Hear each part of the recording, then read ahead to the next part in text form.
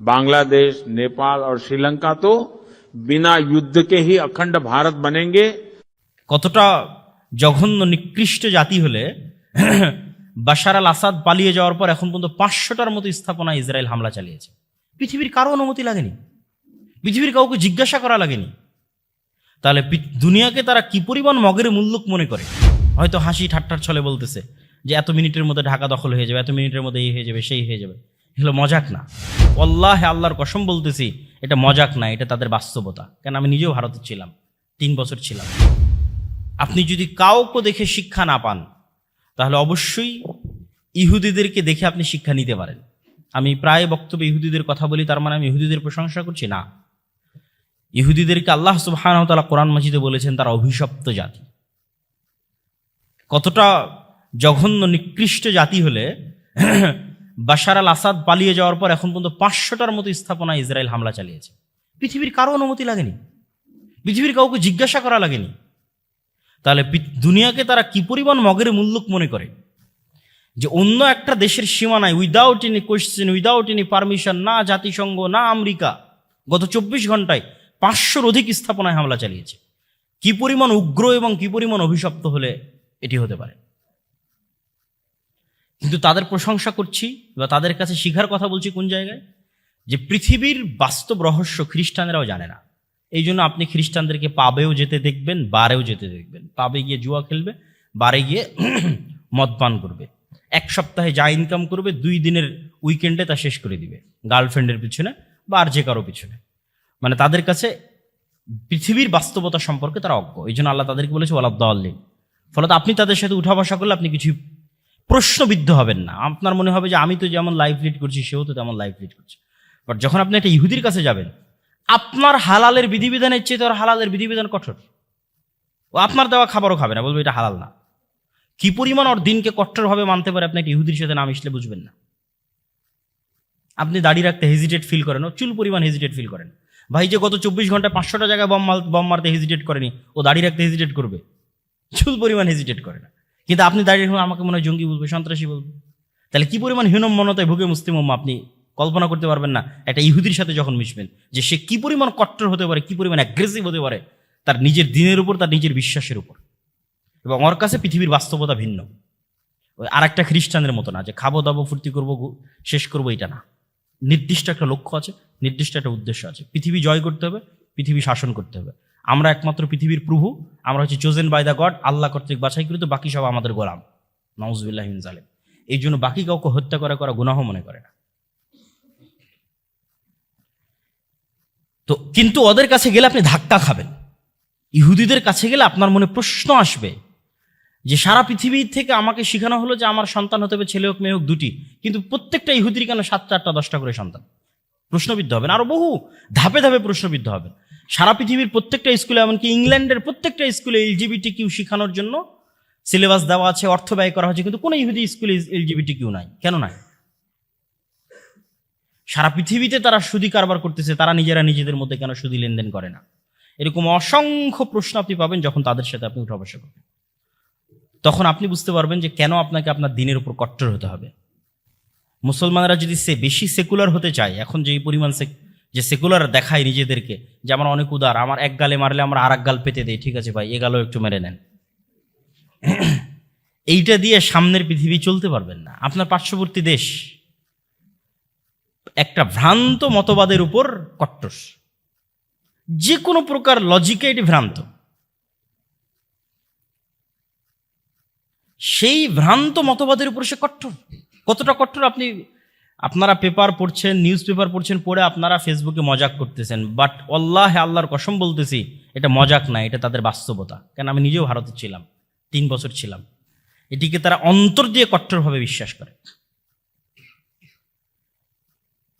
কিন্তু আমরা মনে করতেছি না, এটা মজাক। হয়তো হাসি ঠাট্টার ছলে বলতেছে যে এত মিনিটের মধ্যে ঢাকা দখল হয়ে যাবে, এত মিনিটের মধ্যে এই হয়ে যাবে, সেই হয়ে যাবে। এগুলো মজাক না। তারা ওইভাবেই কট্টরভাবে বিশ্বাস করে অখণ্ড ভারতের থিওরিতে। ঠিক ইহুদিরা তাদের নিজ দিনের উপর কট্টর, এবং বহু ইউরোপিয়ান কান্ট্রিতে ডানপন্থী কট্টর খ্রিস্টানেরা ক্ষমতায় আসতেছে। তাহলে সারা পৃথিবী যাচ্ছে তার নিজ নিজ দিনের কট্টরতার দিকে। আপনার পার্শ্ববর্তী প্রতিবেশী ওপেন তার দিনের উপর কট্টর, কিন্তু আপনি সেকুলার সেকুলার সেকুলার সেকুলার, আপনি টিকতে পারবেন না, পরাধীন হয়ে যাবেন। আপনি স্বাধীন থাকতে হলে আপনাকে অবশ্যই আপনার দিনের উপর কট্টর হতে হবে, এবং এটাতে ভয় পাওয়া যাবে না, কম্প্রোমাইজ করা যাবে না। এটা কম্প্রোমাইজ করা হচ্ছে গোলামদের স্বভাব। আমরা যেহেতু 190 বছর ব্রিটিশদের গোলামি করেছি, ফলত ওইটা আমাদের রক্তে রক্তে মিশে আছে। তো সম্মানিত উপস্থিতি, আমি আমার বক্তব্য দীর্ঘায়িত করতে চাই না, আমি 2-1 মিনিটের প্রশ্ন উত্তরের জন্য দিতে চাই। সংক্ষিপ্ত আলোচনায় যেটি বুঝাতে চাইলাম যে সময়ের গুরুত্বের বিষয়ে আমাদের কোরআনে, আমাদের হাদিসে যেই পরিমাণ আয়াত এবং হাদিস আছে, আমাদের অতীত সালাফে সালেহিন যেই পরিমাণ সময়কে কাজে লাগিয়েছে, এখনকার মুসলিম উম্মাহ সবচেয়ে বেশি সময় নষ্ট করতেছে, না দিনই না দুনিয়াবি। আমরা দুনিয়াবি জগতেও পিছিয়ে। আপনি বাংলাদেশের শিক্ষার সাথে ভারতের শিক্ষার তুলনা করেন। ভারতের যে অঞ্চলগুলো, বিশেষ করে বেঙ্গলোর, সেকেন্ড সিলিকন ভ্যালি এই সাবকন্টিনেন্টে, এগুলো পরিশ্রম ছাড়া হচ্ছে না। অবশ্যই সময়কে কাজে লাগানোর মাধ্যমে তারা এগিয়ে যাচ্ছে। আর আমরা এই দল ওই দল, রাজনীতি, মারামারি, গন্ডগোল, ক্ষমতা, কামড়াকামড়ি, এই করতে করতেই দিন শেষ। 2-3টা জিনিসের পিছনে আমাদের যুবক সমাজ বেশি সময় নষ্ট করতেছে, যা বক্তব্যের মধ্যে তুলে ধরলাম। আবারও সামারি বলি। 1, ডিভাইস অ্যাডিকশন, তথা মোবাইল বা এই জাতীয় Facebook, YouTube, Twitter, Instagram, TikTok সময় নষ্ট। 2, নেশাদার দ্রব্যের মধ্যে সময় নষ্ট। 3, পাওয়ার প্র্যাকটিস তথা রাজনীতি, গণতান্ত্রিক রাজনীতি। এই গণতান্ত্রিক রাজনীতি ক্ষমতার নেশা যার মধ্যে একবার পেয়ে বসে, ওইটাও আর এক নেশার মতো, ওটাও আর এক আফিমের মতো। সেখান থেকে বেরিয়ে আসতে পারে না, একাডেমিক লাইফে ফোকাস করতে পারে না। ফলত আমাদের দেশের কোনো ইউনিভার্সিটি থেকে ওরকম যোগ্য স্টুডেন্ট, যারা ওই একাডেমিক জগতে সর্বোচ্চ পর্যায়ে পৌঁছে যাবে এরকম ভূমিকা রাখার মতো স্টুডেন্ট বের হয় না। আপনি কল্পনা করতে পারেন, যেই দিন বাংলাদেশে এই কোন এক বিশ্বকাপের ফাইনাল খেলা ঢাকা বিশ্ববিদ্যালয়ের রাজু ভাস্কর্যে বা টিএসসি চত্বরে হাজার হাজার ছাত্র একত্রিত হয়ে দেখছে, তখন আমি ইংল্যান্ডে, আমি তখন ইউনিভার্সিটি অফ ডান্ডি স্টুডেন্ট। কিন্তু ডান্ডিতে বুঝাই যাচ্ছে না যে আজকে এরকম একটা ফাইনাল বিশ্বকাপ হচ্ছে, এবং কোনো ইউনিভার্সিটি, না অক্সফোর্ড না ক্যামব্রিজ, যেখানে হাজার হাজার স্টুডেন্ট একত্রিত হয়ে খেলা দেখবে। আপনি যে চেক করেন, তাহলে আপনি কখনোই তাদেরকে পরাজিত করতে পারবেন না, যারা জ্ঞান এবং বিজ্ঞানে এগিয়ে যাচ্ছে, যারা সময়কে কাজে লাগাচ্ছে।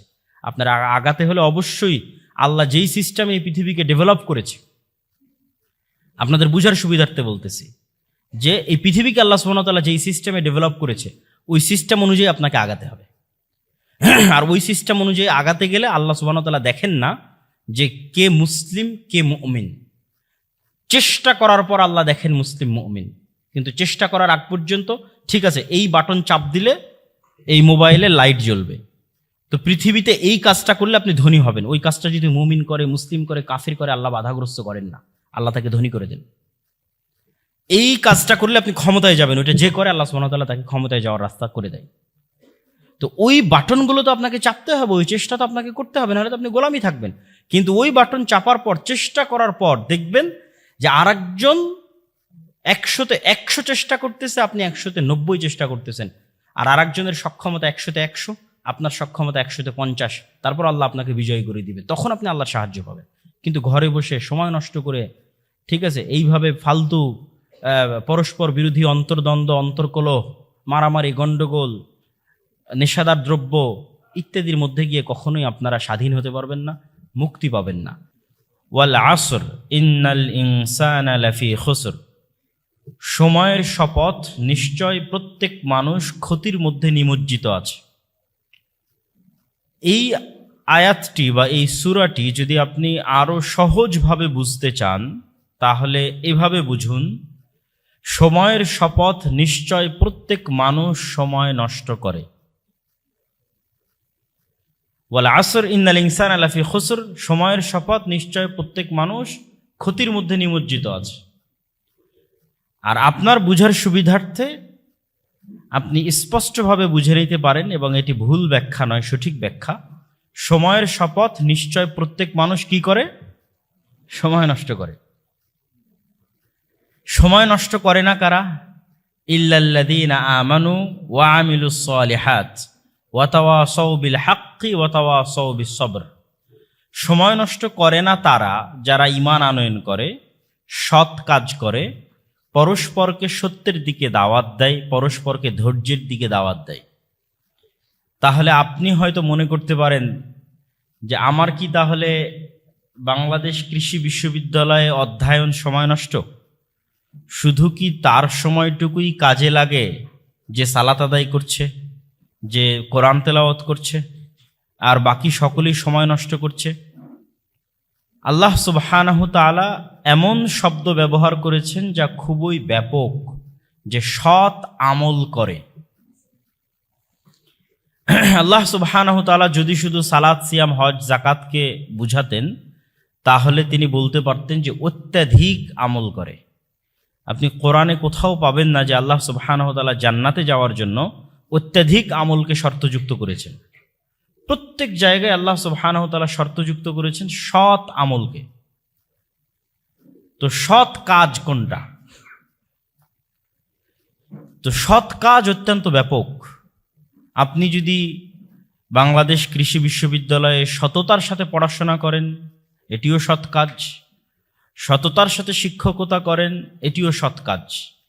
বিষয়টা নির্ভর করবে আপনার নিয়াতের উপর, বিষয়টা নির্ভর করবে আপনার কাজের সততার উপর। আপনি কি নিয়াতে পড়াশোনা করছেন এবং আপনি সৎভাবে পড়াশোনা করছেন কিনা, কি নিয়াতে শিক্ষকতা করছেন, সৎভাবে করছেন কিনা। আপনি ব্যবসা করলে কি নিয়াতে করছেন, সৎভাবে করছেন কিনা।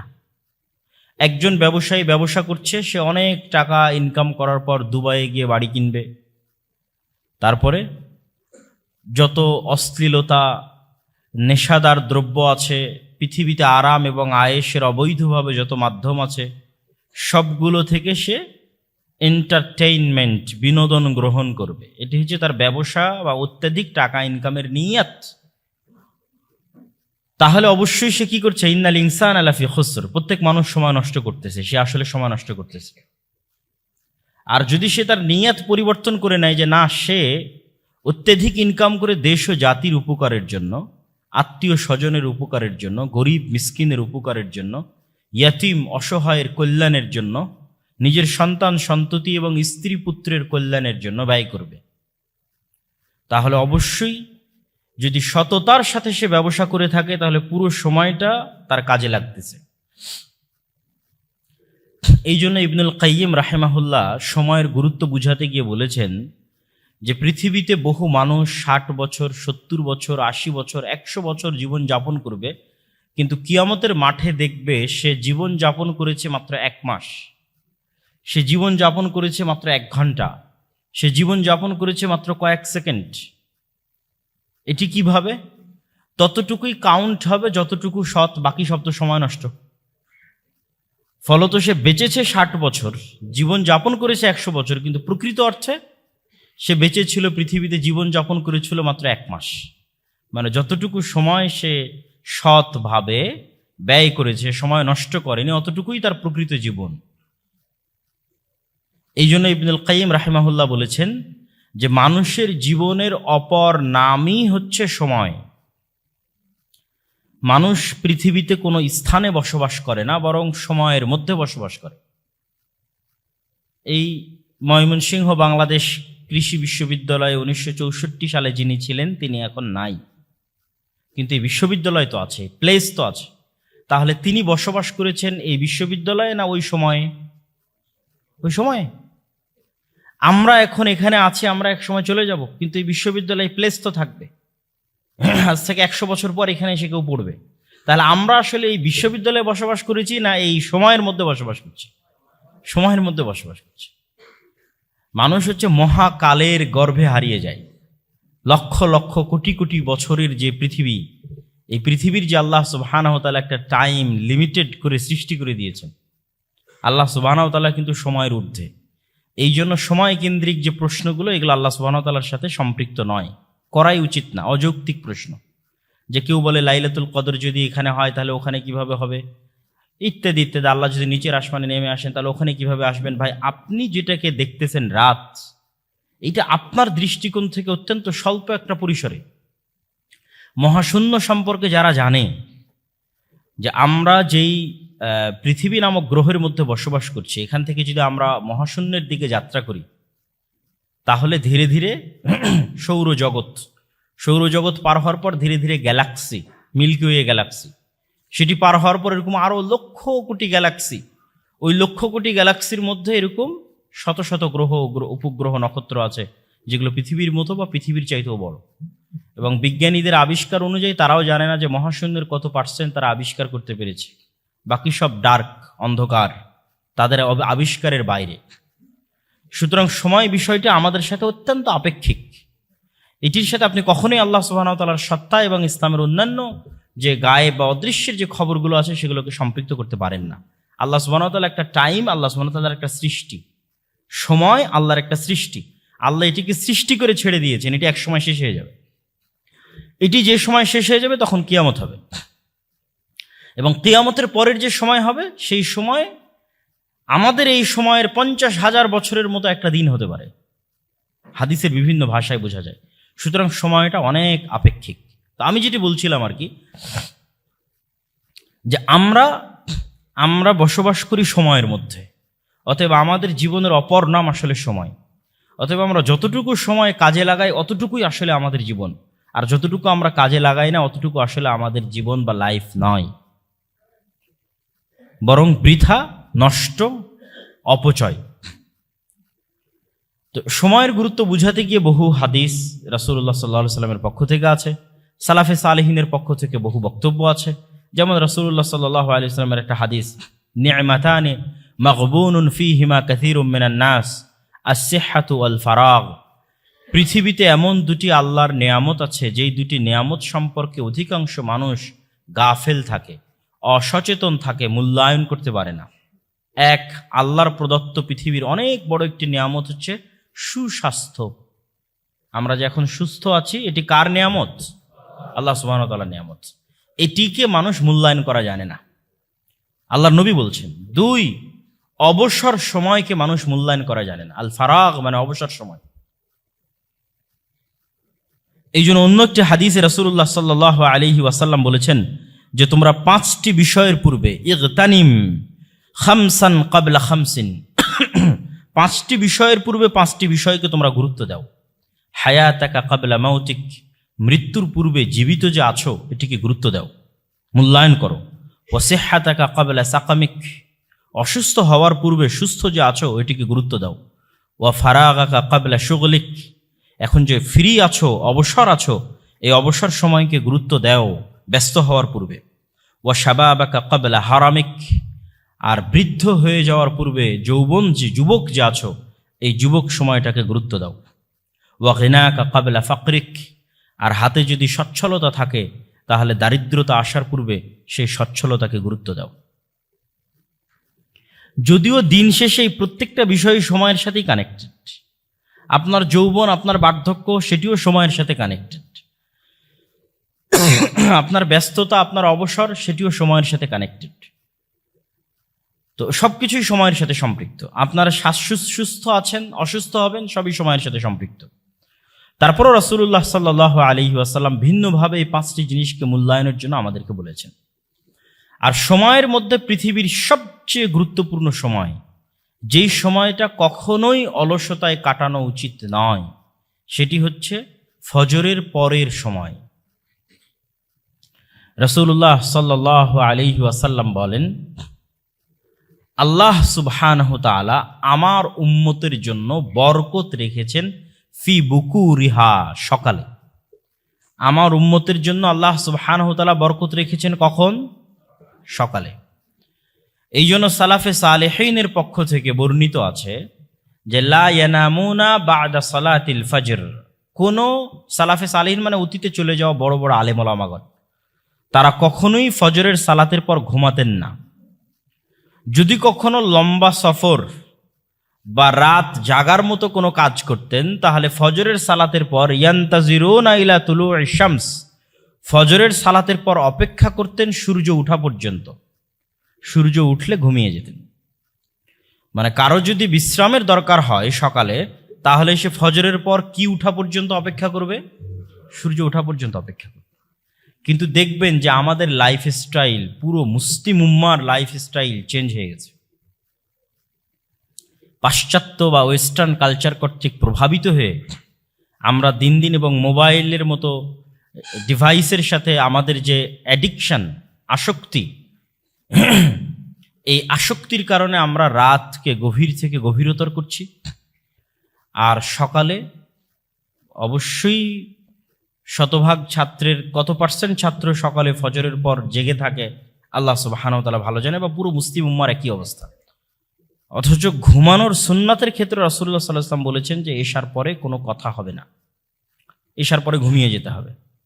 আমরাও বিজ্ঞানী যারাই, যে কোনো, এখানে ডাক্তারও বক্তব্য দিয়েছেন, তাদের কাছে জিজ্ঞেস করতে পারেন।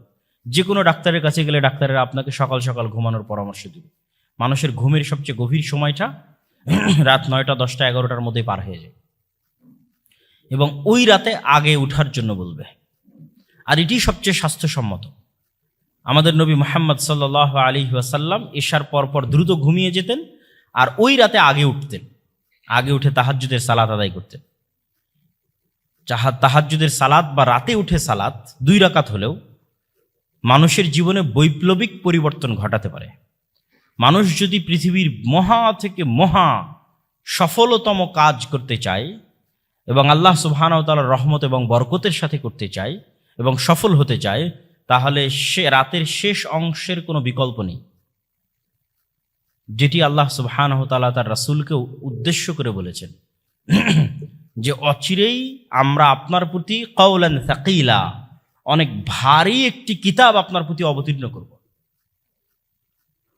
ফাতাহাজ্জাদ বিহি নাফিলাতাল লাক, অচিরেই আল্লাহ সুবহানাহু ওয়া তাআলা আপনাকে গুরু দায়িত্ব প্রদান করবেন। ওই গুরু দায়িত্ব পালন করার জন্য আপনার জন্য হালকা হয়, সহজতর হয়, এই জন্য আপনি অভ্যাসী হন রাতে সালাত আদায় করতে। অল্প থেকে অল্প পরিমাণ আপনি রাতে সালাত আদায় করতে অভ্যাসী হন, যাতে আল্লাহ আপনার প্রতি যে বিশাল কিতাব অবতীর্ণ করছে সেটি বহন করা, এটি মানুষের মাঝে প্রচার করা এবং রিসালাতের এই গুরু দায়িত্ব পালন করা আপনার জন্য যাতে সহজ হয়।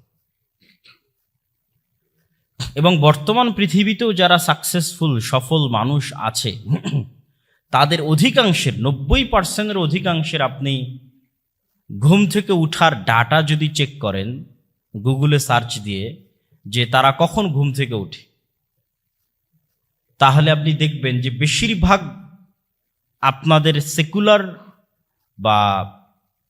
সেকুলার দৃষ্টিভঙ্গি অনুযায়ী যাদেরকে আমরা সাকসেসফুল মনে করছি, ইসলামিক পয়েন্ট অফ ভিউ থেকে নয়, সেকুলার পয়েন্ট অফ ভিউ থেকে যাদেরকে সাকসেসফুল মনে করছি দুনিয়াবী জীবনে, তারাও তাদের রুটিনে সকালে উঠাকে গুরুত্ব দেয়। তারা সালাত আদায় করুক অথবা না করুক, ভোর 5টা, ভোর 6টা, যে যত দ্রুত সম্ভব উঠার চেষ্টা করে। আর অস্ট্রেলিয়াতে এটা সম্পূর্ণ জাতিগত কালচার, যে অস্ট্রেলিয়ানরা জাতিগতভাবে দ্রুত ঘুমাতে যায়, জাতিগতভাবে দ্রুত সকালে উঠে। আপনি যে কোনো অস্ট্রেলিয়ার প্রবাসীকে আমার এই কথা কল দিয়ে, ফোন দিয়ে জিজ্ঞেস করে যাচাই করতে পারেন যে অস্ট্রেলিয়ানরা জাতিগতভাবে দ্রুত ঘুমাবে, 10টা 11টার মধ্যে ঘুমিয়ে যাবে, আর সকাল 4টা 5টা 6টার মধ্যে উঠবে। সম্মানিত উপস্থিতি, তো আমাদের প্রোডাক্টিভিটি, আমাদের ইয়াং জেনারেশনের প্রোডাক্টিভিটি নষ্ট হচ্ছে কেন? সময়কে সঠিকভাবে কাজে লাগাতে না পারার কারণে। আর এই প্রোডাক্টিভিটি নষ্ট হওয়ার ফলে, যেমন রাসূলুল্লাহ সাল্লাল্লাহু আলাইহি ওয়াসাল্লামের যে হাদিসগুলো, ফজরের সালাত কেন্দ্রিক যে হাদিসগুলো আছে, সেই হাদিসগুলো যদি পড়েন তাহলে আপনি প্রোডাক্টিভিটির একটা কিছু হলেও আলামত সেই হাদিসগুলোতে পাবেন।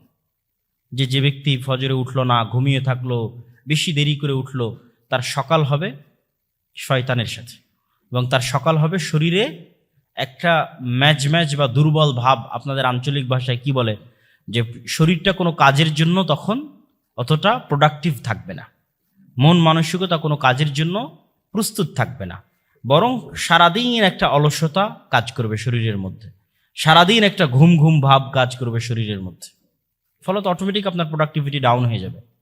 কিন্তু আপনি যদি ফজরে উঠেন, অজু করেন, সালাত আদায় করেন, একটু ব্যায়াম করেন, এক্সারসাইজ করেন, একটু কোরআন তেলাওয়াত করেন, তাহলে আপনি পৃথিবীর যে পেশাতেই থাকেন, যে পেশায় থাকেন, as a student, as a teacher, businessman, যে কোনো পেশা, সেই পেশায় আপনি অবশ্যই অন্য আর 10 জন যারা আপনার প্রতিযোগী আছে তাদের চাইতে আপনি এগিয়ে থাকবেন, শতভাগ এগিয়ে থাকবেন। সে যদি কৃষক হয় তবু অন্য কৃষকদের চাইতে এগিয়ে থাকবে যদি সে সকাল সকাল উঠে কাজ শুরু করে। এবং স্টুডেন্টরা তাদের লাইফে এটি পরীক্ষা করে দেখতে পারে যে যেই দিন আপনি ফজরকে কাজে লাগাবেন, সকালকে কাজে লাগাবেন, সেই দিন দেখবেন যে আপনার সারাদিনের সকল কাজ মনে হবে জোহরের আগেই শেষ হয়ে গেছে।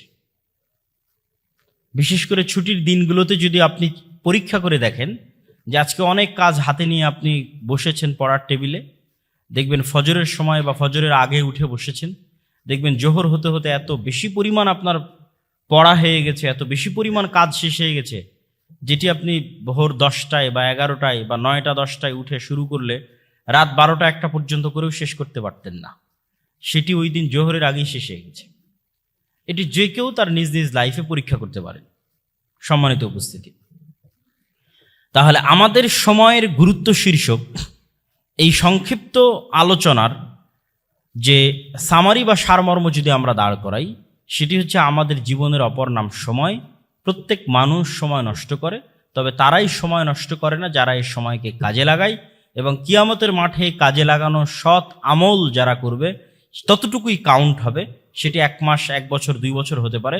সুতরাং আমরা কতটুকু কাজে লাগাচ্ছি, আমাদের সময়কে কতটুকু প্রোডাক্টিভ ওয়েতে ইউজ করতেছি, সেটি আমাদের উপর আল্লাহ সুবহানাহু ওয়া তাআলার পক্ষ থেকে অনেক বড় একটি আমানত, জিম্মেদারি এবং দায়িত্ব।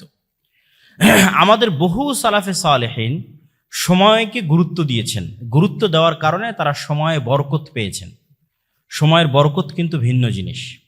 যেমন ইমাম তবারি, একজনের নাম বলি, ইমাম তবারি রাহেমাহুল্লাহ, যার তাফসিরে তাবারি আছে, যার তারিখ তাবারি আছে, তার যত লিখিত গ্রন্থ আছে আপনি যদি এখন জমা করেন তো আপনার ব্রেন এটা ধরবে না, যে ব্রেন কাজ করবে না যে ওনার লাইফকে যদি আপনি ওনার বইয়ের পাতা অনুযায়ী ভাগ দেন, একদম জন্মের পর থেকে ধরেও যদি উনি যত পৃষ্ঠা লিখেছে অত পৃষ্ঠাকে ওনার লাইফের প্রতিটা দিন অনুযায়ী ভাগ দেন, তবুও দিনে যত পৃষ্ঠা পড়ে মানুষ সকল কাজ বাদ দিয়ে, খাওয়া দাওয়া, নামাজ কালাম সব কিছু বাদ দিয়েও যদি লেখে তবুও লিখতে পারবে না।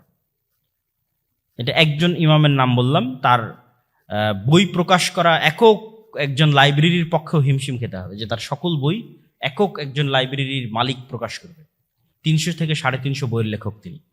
তাহলে কিভাবে তিনি সময়কে কাজে লাগাতেন, তার সময় কিভাবে কাজে লাগতো, কিভাবে তিনি সময়ের বরকত পেয়েছেন? আমাদের নবী মুহাম্মদ সাল্লাল্লাহু আলাইহি ওয়াসাল্লাম তার 23 বছরের জীবনে কিন্তু পরিপূর্ণ বরকতে পরিপূর্ণ। পৃথিবীর ইতিহাসে এত অল্প সময়ের মধ্যে এত বিশাল বিপ্লব কেউ সাধিত করতে পারেনি, এবং এত প্রভাব বিস্তারকারী বিপ্লব যে পৃথিবীতে এত দীর্ঘকালব্যাপী এতটা প্রভাব ধরে রাখবে, অথচ মাত্র সময় মাত্র 23 বছর। তো সময়ের বরকত সম্পূর্ণরূপে ভিন্ন জিনিস। এই সময়ের বরকতটা পেতে হলে আপনাকে টাইম ম্যানেজমেন্ট করা শিখতে হবে। আর টাইম ম্যানেজমেন্টের জন্য 5 ওয়াক্ত সালাতের বিকল্প পৃথিবীতে নাই। যে টাইম ম্যানেজমেন্টের যত টাস্ক, যত টুলস, যত পদ্ধতি, যত ওয়ে যাই বলেন না কেন, 1 নম্বরে থাকবে 5 ওয়াক্ত সালাত, যদি কেউ প্রপারলি সেটিকে প্রয়োগ করতে পারে। প্রত্যেক ওয়াক্তের সালাত আপনার জন্য একটা রিমাইন্ডার হিসেবে কাজ করবে। আপনি হয়তো ক্রামবোর্ড খেলায় ব্যস্ত আছেন, হয়তো কোনো একটা দেখা যাচ্ছে বাংলাদেশ ক্রিকেট বা এরকম কোনো একটা ফুটবল খেলা হয়তো দেখছেন, কিন্তু আপনি সালাতকে টপ প্রায়োরিটি দেন। যদি এই কাজগুলো ঠিক না, কিন্তু দেখবেন ওই যে সালাতের জন্য আপনি উঠে গেলেন, সালাতটা না থাকলে আপনি এটা ঘন্টার পর ঘন্টা দেখতেই থাকবেন। হয়তো নেটফ্লিক্সে কোনো মুভি দেখছেন, ঘন্টার পর ঘন্টা দেখতেই থাকছেন, সময় নষ্ট হয়ে যাচ্ছে, আপনি বুঝতে পারছেন। কিন্তু সালাতকে যদি টপ প্রায়োরিটি দেন, তাহলে প্রত্যেক ওয়াক্ত সালাত আপনার জন্য রিমাইন্ডার যে আমি এতক্ষণ কি করছিলাম, এখন কি করব। এই প্রশ্নটা করার অন্তত সময় এবং সুযোগ আপনি নিজেকে পাবেন। শয়তান কিন্তু চায় যে আপনি যেন কখনোই নিজেকে এই প্রশ্নটা করার সুযোগ না পান। এটি শয়তানের চাওয়া, যে আপনি কি করছেন, কি করবেন, এই প্রশ্নটা নিজেকে করার সুযোগ যেন আপনি না পান। এই জন্য শয়তান সারা পৃথিবীকে চাকচিক্য দিয়ে সাজিয়ে রেখেছে। অমাল হায়াতুদ দুনিয়া ইল্লা মাতাউল গুরুর। আর সেই চাকচিক্য, এন্টারটেইনমেন্ট, বিনোদনের রাস্তা এখন পৃথিবীতে আরো বেশি হয়ে গেছে। ফলত কোরআনের এই আয়াত যে দুনিয়া একটি ধোঁকার বস্তু মাত্র, আর এই ধোঁকা শয়তান আমাদেরকে দেয়, এটি এখন আরো বেশি প্রযোজ্য। যেটি কোরআনের অন্য আয়াত দিয়ে আরো স্পষ্ট হয় যে আলহাকুমুত তাকাসুর হাত্তা যুরতুমুল মাকাবির। পৃথিবীর এই চাকচিক্য সৌন্দর্য তোমাদেরকে এমনভাবে পাগল বানিয়ে রাখবে যে তোমরা যে মারা যাবে এই কথাটা তোমরা ভুলে যাবে। এবং আমরা অধিকাংশ মানুষই ভুলে থাকি যে আমরা মৃত্যুবরণ করব। কেন? এই পৃথিবীর চাকচিক্য আমাদেরকে এমনভাবে নেশাগ্রস্ত করেছে যে আমাদের এটি স্মরণ করার মতো সময় নাই যে আমরা মারা যাব। তাহলে কখন আমরা এটি স্মরণ করতে পারবো? যখন আমরা কবরে যাব। হাত্তা যুরতুমুল মাকাবির, নিজে যখন কবরে যাব তখন আমার মনে হবে যে আমি সময় নষ্ট করেছি। নিজে যখন কবরে যাব, নিজে কবরে যাওয়ার আগ পর্যন্ত মৃত্যুর মতো সত্য বাস্তবতাকে মানুষ ভুলে থাকে। কে ভুলে রাখে? শয়তান ভুলিয়ে রাখে। ফলত তাদের জন্য এবং আমাদের জন্য সময় নষ্ট করা অনেক সহজ হয়ে যায়। সম্মানিত উপস্থিতি, আজকে পুরো মুসলিম উম্মাহ যে সমস্ত কাজে সবচেয়ে বেশি সময় নষ্ট করছে, যে সময় নষ্টগুলো করার কারণে তারা সামনের দিকে এগিয়ে যেতে পারছে না, তাদের প্রোডাক্টিভিটি বাড়াতে পারছে না, তার মধ্যে দুই একটা বিষয় উল্লেখ না করলেই নয়। যেমন মুসলিম উম্মাহ প্রোডাক্টিভিটির চাইতে পরস্পরের প্রতি হিংসা বিদ্বেষ এবং পরস্পরের প্রতি যে ছোট মন মানসিকতার পরিচয়, এটির পিছনে অনেক সময় নষ্ট করে। ব্যাকবাইটিং, গিবত, আড্ডা, আলোচনা, গালিগালাজ, বিশেষ করে গণতান্ত্রিক রাজনীতির কারণে মুসলিম উম্মার মধ্যে এই স্বভাবটি ব্যাপকভাবে ভাইরাসের মতো ছড়িয়ে পড়েছে এবং এটিতেই আমরা সবচেয়ে বেশি সময় নষ্ট করি। আমরা এক জায়গায় একত্রিত হলে আমাদের মধ্যে কখনোই প্রোডাক্টিভ কোনো বিষয় নিয়ে আলোচনা হয় না, জ্ঞান কেন্দ্রিক কোনো বিষয় নিয়ে আলোচনা হয় না। শুধু সেকুলার নয়, যারা মুসলিম প্র্যাকটিসিং তাদের মধ্যেও যখন তারা একত্রিত হয় তখন তারা কোরআনের একটা আয়াত নিয়ে আলোচনা করবে, হাদিসের একটা অনুবাদ নিয়ে আলোচনা করবে, তাফসির নিয়ে আলোচনা করবে না। আজকে কি বলল, কার বিরুদ্ধে কে কোথায় কি লিখলো, বাস এগুলো নিয়ে আলোচনা এবং এগুলোর পিছনে সময় নষ্ট। ফলত প্রকৃত কাজে সে কখনোই মনোযোগ দিতে পারে না, জাতি গঠনমূলক কাজে সে কখনোই কোনো ভূমিকা রাখতে পারে না। এবং মুসলিমদের পিছিয়ে থাকার অন্যতম একটি বড় কারণ হচ্ছে এই অন্তর্দ্বন্দ্ব, অন্তর্কলহ, পারস্পরিক হিংসা এবং বিদ্বেষ। এটি থেকে আমাদের বেরিয়ে আসতে হবে এবং আমাদের মাথায় রাখতে হবে, আমি যে কাজটা করছি এই কাজটা আমার কি উপকারী দিবে, আমার দেশ ও জাতির কি উপকারী দিবে, আমার উম্মাহ মুসলিম উম্মার কি উপকারী দিবে, দিন শেষে কি ভ্যালু অ্যাড করবে, আমার নিজস্ব পার্সোনাল ক্যারিয়ারে কি ভ্যালু অ্যাড করবে, অথবা আমার দেশ, জাতি, আমার ইউনিভার্সিটি, আমার প্রতিষ্ঠান, আমার মুসলিম জাতির ক্যারিয়ারে কি ভ্যালু অ্যাড করবে আমার এই কাজটা। তখন আপনি বুঝতে পারবেন আপনি অনর্থক সময় নষ্ট করছেন না আসলেই প্রকৃত কোনো কাজ করতেছেন। আর মুসলিম উম্মাহ সবচেয়ে বেশি যেই বিষয়টিকে কম গুরুত্ব দিয়ে থাকে আর যেটিকে বেশি গুরুত্ব দেওয়া উচিত সেটি হচ্ছে জ্ঞানার্জন, পড়া, অধ্যয়ন। আমি ইউকেতে প্রায় 1 বছর ছিলাম। সেখানে যখনই যে কোনো দিন যে কোনো বাস, ট্রেন, পার্ক, যেখানেই যাই না কেন, সেখানে কাউকে না কাউকে আপনি দেখবেন বই হাতে আছে এবং বই পড়তেছে।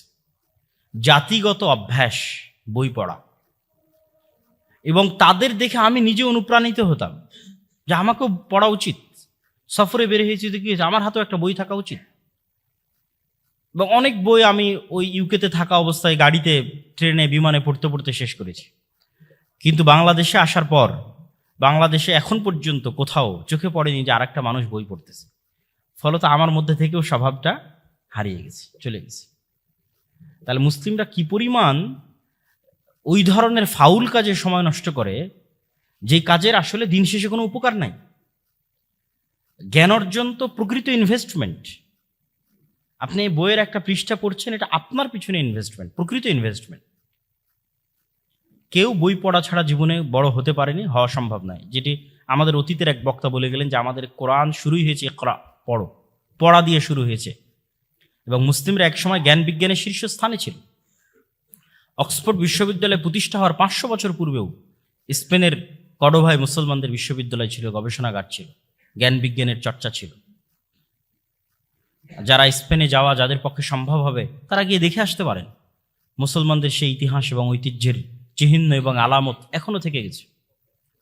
বাগদাদে বাইতুল হিকমার সেই লাইব্রেরি, জ্ঞান বিজ্ঞান চর্চার সেই লাইব্রেরি মুসলমানদের অতীত ঐতিহ্যের প্রমাণ বহন করে। কিন্তু মুসলমানেরা সেই জ্ঞান চর্চা হারিয়ে ফেলেছে এবং এমন সব অনর্থক কাজে লিপ্ত হয়েছে যেই প্রত্যেকটা কাজ সময় নষ্ট। ওয়াল আসর ইন্নাল ইনসানা লাফি খুসর, যে প্রত্যেক মানুষ সময় নষ্ট করতেছে। আমরা মুসলিমরা এই যুগে সবচেয়ে বেশি সময় নষ্ট করতেছি, ফলত আমরা পৃথিবীতে সবচেয়ে পিছিয়ে। কিন্তু আমাদের অতীত সালাফে সালেহিন তারা সময় নষ্ট করেননি। এখন যারা জ্ঞান বিজ্ঞানে এগিয়ে আছে তাদের মধ্যে আর আমাদের মধ্যে একটা পার্থক্যের কারণে যারা এখন জ্ঞান বিজ্ঞানে এগিয়ে আছে তারা আমাদের জন্য কল্যাণকামী হতে পারছে না, কিন্তু মুসলিমরা যখন জ্ঞান বিজ্ঞানে এগিয়ে ছিল তখন তারা কল্যাণকামী ছিল। আপনি মুসলিমদের হিস্ট্রিতে কখনো পাবেন না যে কর্ডোভায় অথবা গ্রানাডায় অথবা বাগদাদে কখনো জ্ঞান জাত পাত কালার ভেদে বিতরণ করা হয়েছে যে তুমি মুসলিম না সুতরাং তুমি জ্ঞান অর্জন করতে পারবে না, এটা পাবেন না। সেকেন্ড, আরেকটা জিনিস পাবেন না যে ঠিক আছে তুমি জ্ঞান অর্জন করতে চাও টাকা দাও, এইটা পাবেন না। মুসলমানেরা জ্ঞানকে মনে করেছে সাদাকায়ে জারিয়া, আসলে এটি সাদাকায়ে জারিয়া। এই জন্য মুসলমানেরা সাদাকায়ে জারিয়ার মতো জ্ঞান বিতরণ করেছে। ইউরোপ থেকে জ্ঞান শিখে তারা ইউরোপকে উন্নত করেছে, এটি অবাস্তব কিছু না। স্পেনের সীমানা ফ্রান্সের সাথে কানেক্টেড। মুসলমানদের যে বিজয় অভিযান, সেই বিজয় অভিযান স্পেন এবং ফ্রান্সের মধ্যে সীমানা হিসেবে ব্যবহৃত হওয়া যে পাহাড়ের যে শ্রেণী আছে, পাহাড়ের যে পর্বতমালা আছে, সেই পর্যন্ত গিয়ে শেষ হয়ে গেছে। ওই পর্বতমালা পর্যন্ত মুসলমানেরা অভিযান নিয়ে গেছিল, কিন্তু শীতকাল হওয়ায়, বরফ আচ্ছাদিত অঞ্চল হওয়ায় আর মুসলমানেরা শীতের সাথে ঠান্ডার সাথে পরিচিত না হওয়ায় সেই যুদ্ধে পরাজয় হয়। এই জন্য অদ্যবধি এখন পর্যন্ত যে সমস্ত অঞ্চলে শীত বেশি ওই সমস্ত অঞ্চলে মুসলমান কম। কেননা ইসলামের যেখানে উত্থান হয়েছে সেটি শীত প্রবণ অঞ্চল ছিল না, গরম প্রবণ অঞ্চল। ফলত মুসলমানরা ওই সমস্ত জায়গায় দ্রুত বিজয় করতে পেরেছে যেগুলো তাদের আবহাওয়ার সাথে বেশি কানেক্টিং ছিল, তাদের আবহাওয়ার সাথে বেশি সুইটেবল ছিল, ওগুলোই তারা বেশি বিজয় করতে পেরেছে। তো ওই স্পেনের সীমানার সাথে ফ্রান্সের সীমানা কানেক্টেড। তো স্পেনে যখন মুসলমানেরা জ্ঞান বিজ্ঞানের কেন্দ্র, তখন শতভাগ ফ্রান্স ইতালি থেকে মানুষজন ওখানে এসে জ্ঞান শিখে গেছে। এটি ভূ রাজনৈতিকভাবেও প্রমাণিত। কিন্তু এখন যাদের কাছে জ্ঞান বিজ্ঞান আছে তারা বলতেছে তুমি শিখতে চাও টাকা দিতে হবে। আপনি ইউরোপের একটা বিশ্ববিদ্যালয়ে 1 বছরের একটা মাস্টার্স কোর্স যদি স্কলারশিপ না পান কত টাকা লাগে আপনি দেখতে পারেন কত লাগে। বাংলাদেশের ইউনিভার্সিটির র্যাঙ্কিং অনুযায়ী 30, 32, 40, 45, 50 লক্ষ পর্যন্ত লাগতে পারে অনলি 1 বছর। 1 বছরের জন্য আপনি তাদের কাছে শিখতে যাবেন, এত টাকা আপনাকে পে করতে হবে। তাহলে কি পরিমাণ নলেজকে তারা কুক্ষিগত করে রেখেছে। মুসলমানদের কাছে যখন নলেজ ছিল তারা এটা কুক্ষিগত করেনি, তারা এটি পৃথিবীকে সাদাকায়ে জারিয়া হিসেবে বিতরণ করেছে। তো আমরা যেটি বলছিলাম, তো এই কুক্ষিগত করার পিছনের আমাদেরও দায় আছে। কেন? আমরা সময় নষ্ট করি। আমরা মুসলমানেরা আমাদের সময়কে প্রোডাক্টিভ ওয়েতে কাজে লাগাই না, কিন্তু তারা লাগায়।